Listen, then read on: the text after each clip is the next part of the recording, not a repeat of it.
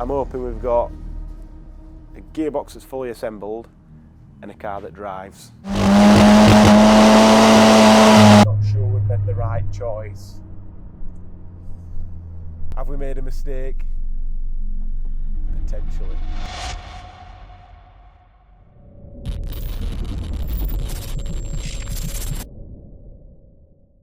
Right then, so this is another S1 video. I think we're on part 7. This is not an S1, but it is part of an S1. So I think I messed up here. I'm gonna admit it. I'm man enough to admit it, which is what some people should do. But anyway, before I went away, the body shop said they wanted the car, so we got it off the ramp and shoved it round. We'd not got the plate to block off the 4-wheel drive system or the transfer case, whatever you want to call it, at this point. So we pushed it round to the body shop. They did what they did, pushed it back round. When we come to put it back together and the plate had come and everything, couldn't get the threads to engage in the dry shaft cup, which is one of them. That we've got a brand new one somewhere, don't know where it's gone, but we got one of them, couldn't get it to go in. Had a look inside the gearbox, we couldn't quite see what was going on, thought maybe have we pulled the threads out, something like that, but anyway, I just thought let's take the gearbox apart and let's have a look. So this is what the problem was. So this is a part of the diff, so that's in there, spinning around doing diffy things. If you need to know what that does and how it works, then have a look into it. But basically what had happened is, if you look in here, this part which has got the threads in had fallen in. If you look here, it's there.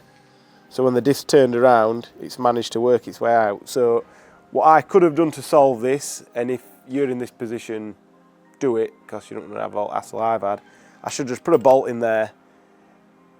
Didn't think I even need to tighten it up, but just put a bolt in there. It'd have wobbled about a bit, might have scratched somewhere, but it wouldn't have dropped in and disappeared. So that's what I should have done. So anyway, as you can see, this is already apart. So we'll put, while I'm talking absolute crap, we'll put on videos of what you have to do, strip it apart, take the diff out, which is quite an easy job on these to take the diff out. You just literally take the bell housing off and pull it and away it goes. We've drilled all the rivets out because they're riveted normally. Well, on most Volkswagen stuff now, they're riveted on, which I don't know why they rivet them and not bolt them, but I don't know. Somebody else will tell us why they use rivets on a diff ring gear and not bolts from factory. Is it a cost thing? Probably. But anyway, so then took that diff out there, and normally you'd have to use some ARP studs when we sell our diffs normally, but we've basically started working with Gripper to get their plated differentials, because who doesn't like a plate differential? If you've driven with a helical diff, open diff, helical diff, and then a plate diff, you know the plate diff's what you want, just because they're just nice. So how they work, if you want to know, there's people better than me going to tell you, but inside this case in here, there's some clutch packs and some ramps, and basically when there's a difference in wheel speed, those ramps open up, grab your clutch plates, and away you go. You can set the preload on these, depending how you do, change the thickness inside and make them really stiff, which is what we do, and then you can change the ramps to make them really aggressive, which is what we want. So obviously this is a petrol engine at the minute, you don't need the same settings in a diff as you do on a diesel, but track focused, this is what you want. Pretty stiff, and you'll have a lot of traction. I doubt we'll be wheel spinning in that very much anyway with this. So the original plan before I messed up, we're going to be trying with an open diff at the next track day. We missed that because of this. Then I wanted to try and put an E-diff on there from like the Golf Performance Pack and that sort of stuff, Leon Cupras and what have you, because I thought that would be a quick, cheap, easy way to do it, because at that point I thought we had a really nice clutch in there. There were receipts for 1,500 quid for a Sachs Race Engineering clutch. So it was a bit of a surprise when we took the gearbox out and this came out, which is basically just an absolute bog standard Sachs dual mass flywheel. There you go, wobbling about. So it's new, fairly new, but it's not the 1,500 quid Sachs Race kit that we were sold the car with. Now, have we been ripped off by the seller, or has the seller who we bought it from been ripped off by a garage? Put that in comments if you want to, because I'm not sure. I'm not going to start crying to him and saying, look what's happened. He'll get to know when he watches this video because he's a fan of the channel. So, yeah. Sorry. So yeah, I pretty much had an idea that it didn't have a Sachs race clutching when I tried doing a burnout when I knew it had not got four-wheel drive.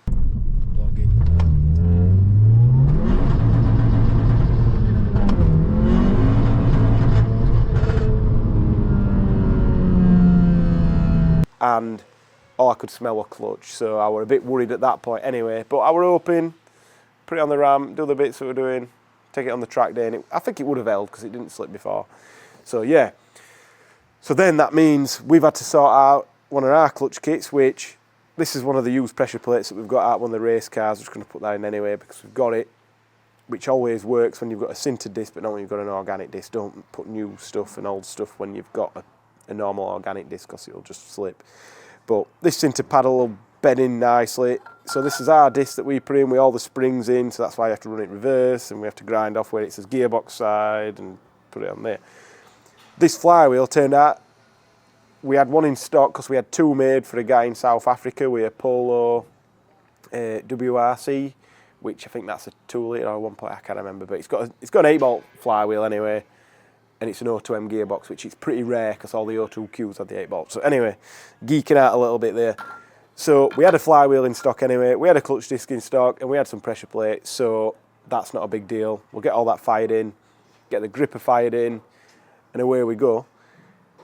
But another thing, when we took it apart, we noticed, obviously being an O2M, it's got all these silly brass forks in, which in the cells are not too bad because the brass breaks before the gears break, but these little pins here, you see the little like pins, they're the only thing holding those onto that shaft. So eventually over time they get a bit baggy, your fork falls off, the gearbox selects 2 gears at once and your gearbox completely explodes and you didn't bother. Or if you're really lucky, it just falls off and you can't get it in gear. But yeah, we didn't want that. So what we've done, we've put some steel forks in which there's not many gearboxes, because this is an upgrade, but there's not many gearboxes that this entire set fits in, but it turns out this one it does, so away you go. We have got some bronze slider things that go on the end there, but I think they're a little bit finicky to get set up, and I can't be bothered with that at the minute. So we'll just put this in how it is. The gearbox will be coming out at some point in future. We'll have a look, and if they're wearing out, we'll put the brass ones in, but the bronze ones. But I can't be bothered at this moment in time. So yeah, one little silly mistake later, and we probably, I don't know, we'll put up how much it is, but it's probably, if you're paying somebody to put it in and fit it all, it's probably £3 worth of work. So this cheap Audi S1 is getting more expensive as time goes on. Tom's just got back from blowing inlet manifolds to pieces with nitrous.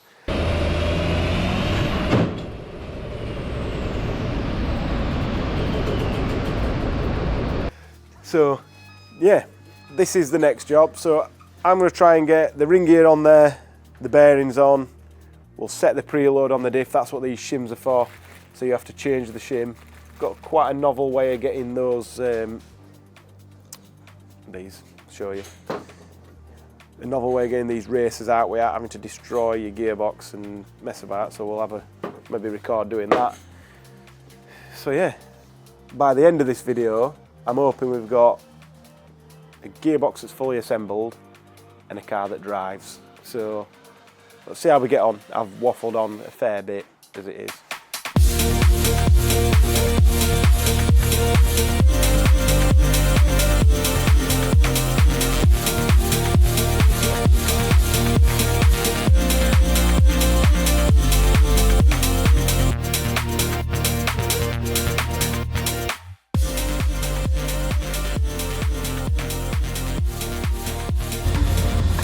Ready to jump? Yeah, boy.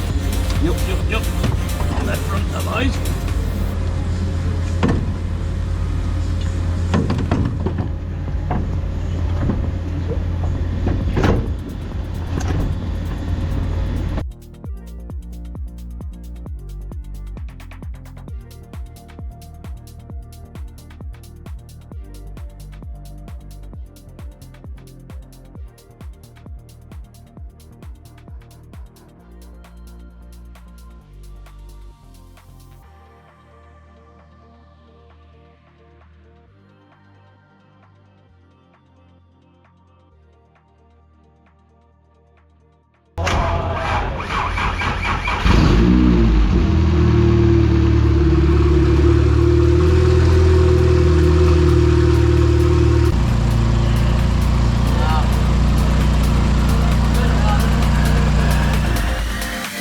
So we finally got the car ready to road test. See me inside the car, we'll see how it goes.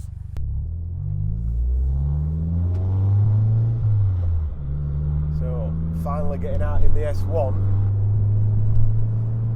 in what I call suboptimal conditions.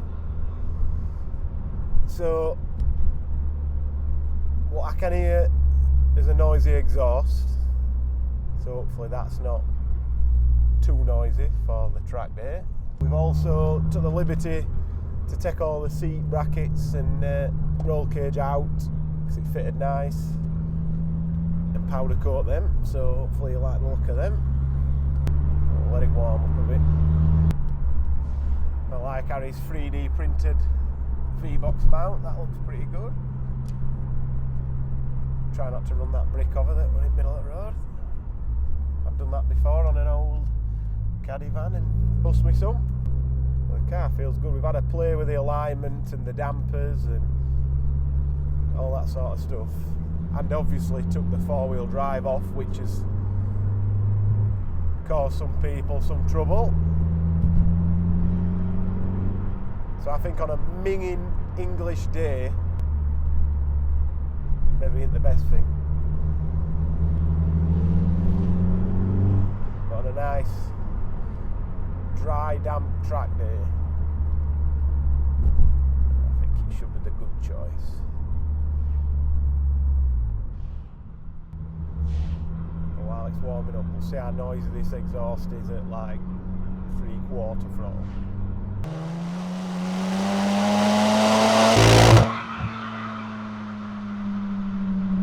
Rather noisy. Is that going to cause us some problems? So I'll turn the traction control off. Pretty much third gear is going to be lowest gear you're going to use at track, 30 mile an hour.